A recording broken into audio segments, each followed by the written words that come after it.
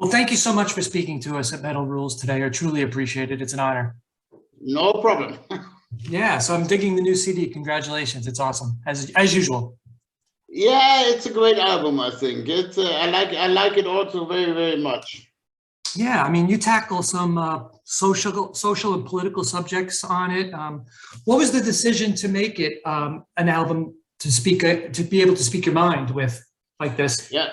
Yeah, let's say for me it was always important. I mean, also in the old days with my old band, Accept, and also with UDO, I always, for me it's more important to write lyrics about what's going on in the world, social-wise, political-wise, climate and all that stuff, then instead of writing songs about dragons, middle-aged witches or whatever, I think it's for me more important, and but I don't want to be a teacher, to say, hey, you have to do that and have to do this and this.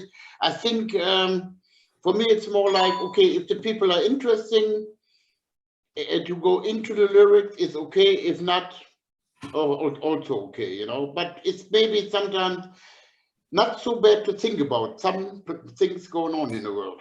No, I agree. The title, Game Over, is it more of a positive statement that enough is enough, or is it more of a negative message that the world is in the toilet? And the title Game Over was like during the recording session, So we had to do it different this time. So in the beginning, okay, that was easy. What we always do, we collecting ideas, and then we say, okay, we have enough ideas. But this time it was not possible to go in one room, work together on songs, with producer. Also in the end, like the recording session, at the main recording in the studio, it was also just possible to be with a sound engineer and one musician, Mm-hmm. It was a different story this time. And I don't know, during the recording session, somebody came up, it was in German first, and said, oh, it's game over.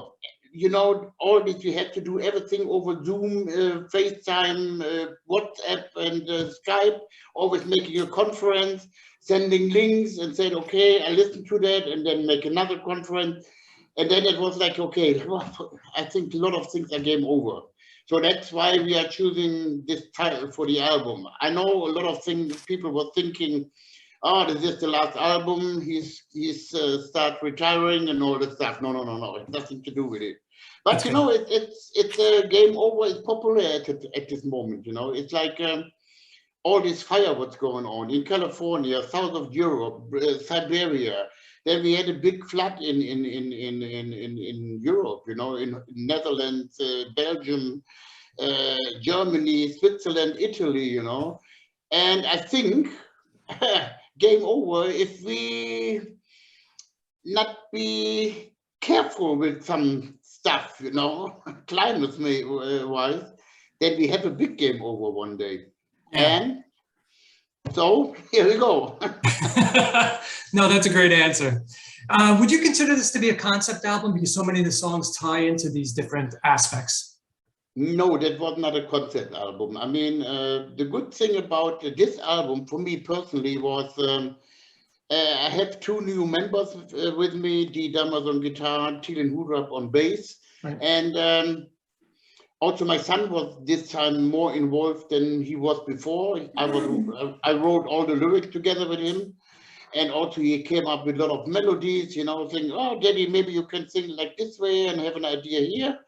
So for me, it was like, okay, be open-minded and listen to the young people, what they're doing, Mm-hmm. And yeah, and that was a great work in a way, They came up with really good ideas, and also Andre, of course, Andre is now together with me for 10 years. Mm-hmm. He knows what the UDO needs. But, also it was like working together. And that was like, for me, this album is for me a really band album, not like, okay, what most of the songs are written by Andre or whatever, what happened in the earlier days, Right. So, yeah. And what can I say? I mean, we have 16 songs. It's a lot of material. Of course, we had also a lot of time. But, you know, in the end, we said, okay, we want to have these 16 songs on the CD, you know. So what? I mean, it's value for money, you know. And Yeah. and also for me, like the album has a good mix up of songs, you know. It's Yes. fast songs, mid-tempo songs, up-tempo songs, slow songs, a ballad, everything, you know. Yes. And that's why, I mean, I really like this album, you know. Yeah, that leads up nicely to my next question. You know, the songs are quite diverse. You have the melodic fear detector, the haunting broodiness of Metal Never Dies, the straight up metal of I See Red. Tell me about the importance of providing those different dimensions in your music, and so that the fans can enjoy it. Yeah, I hope the fans will enjoy it, you know. I mean, it's not like one direction, you know. It's like that shows that we can make also a lot of different stuff, you know. I mean, for example, I appreciate really what the guitar players were doing. They're great solos, you know, great guitar stuff on it. Also, melody-wise, there are a lot of good melodies on this album, you know. Sometimes it's also, let's say, the song, for example, Unbroken. It's a little bit, yeah, commercial is always like the word, yeah, but it's Yeah. like, normally, I think, to say, oh, this is too commercial, maybe, you know, but we said, no, you know, we can show what we can do, you know, and that's why, I mean, I really appreciate the whole album. No, that's great. My favorite one is I See Red. What's the history behind that one? I see red, that is if you are angry. Then I see red, you know. That's very easy to explain, you know. How'd you come up with it? You know, it's like if you're something really angry about something, then you say I see red, you know. It's the same. You can also translate it in German. It's the same meaning, you know. It's like be careful. This is also something, you know. I see red. It's really, I don't want to say a real punk song, but it's really punk. Yeah. You know, it's really like yes. And we said, okay, come on, let's do that. You know. So and I think it was good that also for me as a person, you know, I mean, I do this now for quite a while, the whole thing. And, nobody's counting. yeah, and for me, it was good to be really open-minded to everything, you know, on to what happened on this new album. So that's why, I mean, so far, I mean, I did already tons of interviews, and I think the reaction is very, very good, and that means that we did the right thing. You did awesome. You know, that leads me up to the other question is that most artists, when they're in their, write all their good stuff when they're in their 20s and 30s. Your writing is getting better every album. What's the secret? I don't know. I mean, having the right people coming up with the right ideas, you know, and it's also like I never when it comes to a new album, I never sit down and say, okay, maybe we go in this direction on this UDO album or this UDO album. No, it's always a new thing going on, you know, and it's new, and see what's coming up. You never know. Yeah, it's also like you are always like in a different mood. Sometimes you're a little bit more angry. Sometimes you're in a good, everything fine, you know. So that means also it's a good thing, you know, that you in a way you put this atmosphere on an album. Yeah. You know, you said earlier that you wrote, you know, there's 16 songs on it. How many songs did you write to get to those perfect 16? Let's say ideas, not finished songs, you know, just ideas. Yeah, demos. Was around 30, 35 ideas. Wow. And then we said, okay, we want to use this, and then we will start working on 22 songs, something like that. So, and then in the end, we had 17. There is one bonus track for Japan. So that means, in a way, we want to finish in the end 17 songs, you know. So, yeah, very good. That's great. That's a lot of work. Is there any songs that you're looking forward to playing live from this album? Pooh, yeah, definitely. Fear Detector, Kids and Guns, Metal Never Dies, Holy Invaders, That's a good one too. Like a Beast, That's already the songs that we have in our mind. The prophecy, maybe we will see. Yeah, but it Okay, I got it. Thank you. So I lost you on that whole question about the songs that you want to play live. yeah, I mean, that is like, yeah, like a beast fear detector, holy invaders, prophecy, kids and guns, metal never dies. That already on the list, you know. And then Right. in the end, we will see when we start rehearsing for the tour. Then we will see, you know, when you play this in a rehearsal room, then you get the feeling for it. Is it right for live or not? You know. Yeah. In a way, we want to play of game from songs from Game Over, around six songs live, definitely in That's the end. great. What are the chances of coming to the United States? Yes, they was moving from last year now to next year, Next year. Okay. and yeah, in 2022. And so far, what I get today, I saw a list of touring, and then they announced it for September Oh, next year. good. Good. Yeah, I'm in New York and New Jersey area, so I look forward to Yeah, of when you course. come out there. Yeah. That would be fantastic So to see. that I saw there's a long tour in America, and also Canada is coming up. Very good. So that looks maybe the whole September, and yeah, in October we are in the US and Canada. Very good. Looking forward to this. Yeah, I look forward to meeting you. How long does it take you and the band to get up to speed before going out on tour, particularly when we had all this lockdown and you guys weren't really together and jamming?